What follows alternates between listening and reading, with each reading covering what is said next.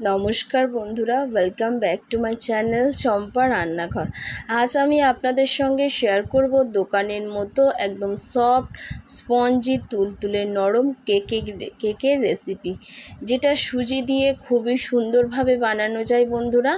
আর একদম চায়ের দোকানে যে পিস করে রাখা কেকগুলো পাওয়া যায় সেই কেক তৈরি করে দেখাবো, তাও সুজি দিয়ে।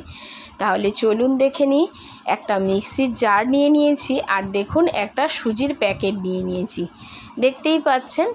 এবার এই সুজির প্যাকেটটাকে আমি কেটে সুজিটাকে একটু একটা কাপে মেপে নিচ্ছি। তো এখানে মেজারিং কাপের 1 কাপ সুজি হয়েছে, অর্থাৎ বন্ধুরা এটা 100 গ্রাম কিন্তু সুজি আছে।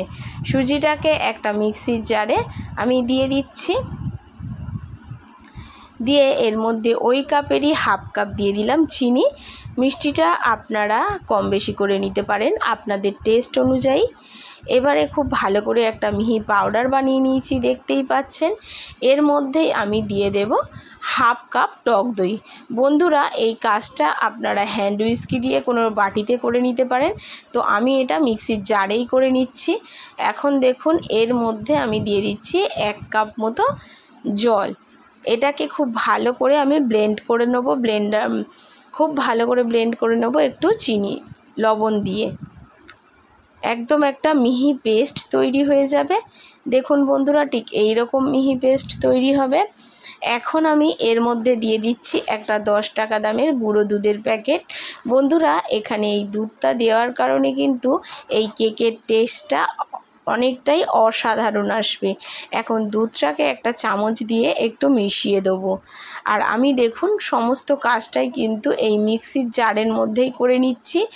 আপনারা চাইলে এইটাকে ঢেলে কোনো বাটিতে করে নিতে পারবেন, তবে মিক্সির জারের ভিতরে যদি এটা সম্পূর্ণ পদ্ধতিটা করি তবে কিন্তু কেকটা খুবই জালিদার স্পঞ্জি হয়। সেজন্য আমি মিক্সির জারের মধ্যে করে নিলাম। এখন আমি এর মধ্যে দেখুন 1 কাপের 4 ভাগের 1 ভাগ আমি দিয়ে দিচ্ছি সাদা তেল। এখানে অবশ্যই সাদা তেলটা ব্যবহার করতে হবে। দিয়ে আর খুব ভালো করে এটা আবারও পেস্ট করে নিলাম তেল আর দুধের সঙ্গে। দেখুন একদম একটা মিহি পেস্ট হয়ে গেছে, আর ঘনত্বটা নিশ্চয়ই আপনারা খেয়াল করেছেন। এখন একটা কেক টিন নিয়ে নিয়েছি, আর কেক টিনটাকে আমি রেডি করে নেব। সামান্য একটু সাদা তেল দিয়ে খুব ভালো করে কেক টিনটাকে আমি ব্রাশ করে নেব। এতে সহজভাবেই কিন্তু কেকটা ডিমোল্ড হয়ে যাবে। খুব ভালোভাবে চারিদিকে তেলটাকে আমি ব্রাশ করে দিলাম। দেখতেই পাচ্ছেন বন্ধুরা কেমনভাবে আমি তৈরি করে নিচ্ছি। আগেই কি কেক টিনটাকে কিন্তু রেডি করে নিতে হবে। ততক্ষণ কিন্তু সুজিটা একটু রেস্ট হয়ে যাচ্ছে, কারণ সুজি ফোলে। আমি কিন্তু এর মধ্যে আর কোনো রকম জল ব্যবহার করব না বা দুধও ব্যবহার করব না। দেখতেই পাচ্ছেন এখন দিয়ে দিচ্ছি হাফ চামচ বেকিং পাউডার, আর হাফ চামচেরও হাফ চামচ দিয়ে দিচ্ছি বেকিং সোডা, অর্থাৎ 1 চামচের 4 ভাগের 1 ভাগ দিয়ে দিয়েছি বেকিং সোডা। এবার একটু সামান্য জল দিয়ে আমি এটাকে খুব ভালো করে মিশিয়ে নেব হ্যান্ড উইস্কি দিয়ে। জাস্ট আমি শুধু এই সোডাটাই কিন্তু হ্যান্ড উইস্কি দিয়ে মেশালাম, তাছাড়া প্রত্যেকটা পদ্ধতিই কিন্তু আমি মিক্সির জারের ভিতরে করে নিয়েছি। আর দেখতেই পাচ্ছেন কতটা ফ্লাপি, কতটা সুন্দর হয়েছে এই সোডাটা দেওয়ার কারণে। আর দেখুন বন্ধুরা একটা ফিতের মতো ঘনত্ব।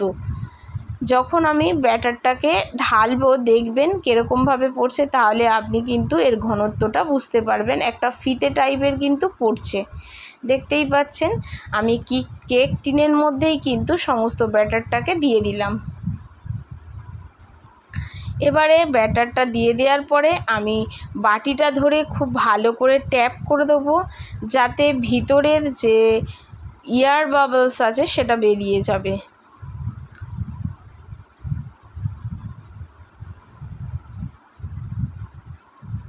একটু ট্যাপ করে দিলাম।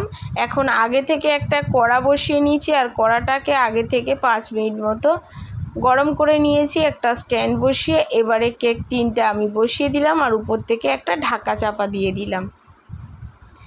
একদমই কিন্তু বন্ধুরা এটা খোলা যাবে না। পুরো আধা ঘন্টা পরে আমি এর ঢাকাটা খুলে দেখাবো। যে কেকটা কেমন হয়েছে। দেখুন বন্ধুরা, আধা ঘন্টা পর আমি তুলে দেখাচ্ছি, আর কতটা সুন্দর সাইডের কালার এসছে দেখতেই পাচ্ছেন।